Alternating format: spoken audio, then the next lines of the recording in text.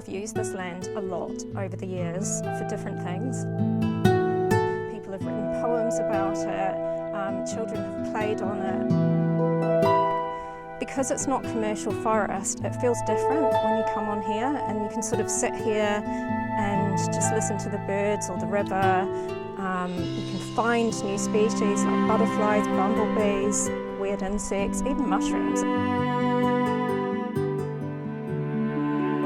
It is a really special piece of land because it is so biologically diverse, but also it's surrounded by commercial forests. So I think it really is a haven for a lot of mammals and insects and birds and reptiles and amphibians, like everything you can think of has sort of taken up residence here. For the community, it serves so many different purposes. It's got the natural heritage, but it's also got this sort of cultural heritage. And it is a corridor that sort of joins up different, this sort of valley and this area. So I think wildlife probably use it as a corridor as well, sort of safe corridor. This field is really massively diverse for all sorts of reasons. It's basically regenerated over a couple of decades. So it's got some like sort of secondary woodland growth and it's home to a lot of mammals because of the fact that it's been left alone for so long. We actually commissioned a formal ecological survey of this piece of land just to find out what habitats we actually had and what important species and protected species live here, and the land itself and the species was deemed of high ecological importance, and it was mainly because it has a lot of protected species.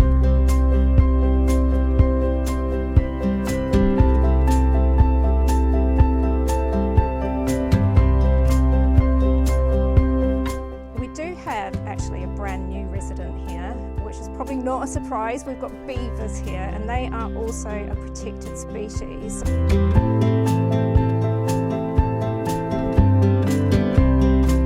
Obviously we've got the otters using the river too. We know they live in harmony. So I think, you know, that's another reason to bring this into community ownership, just to share this wonderful sort of like natural biodiversity we have with everybody.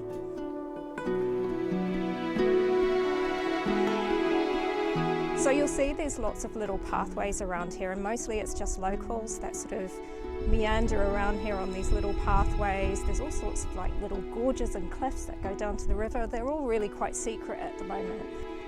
But I think it would be really nice if some of these pathways were developed a little bit so that the wider community could enjoy them, because a lot of people do come here and they sort of don't know where to go. So it's about sharing the biodiversity here, it's about celebrating the nature we have here with everybody, not just our own little community.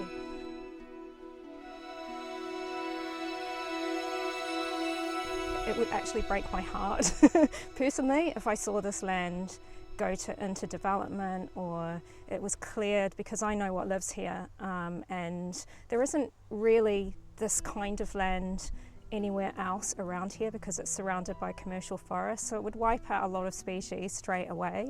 And because it's got the river border, you know, you've got like really important aquatic species and then the birds that feed on them like dippers coming to visit as well. So any kind of development would cause runoff into the river and that would be detrimental to those species as well.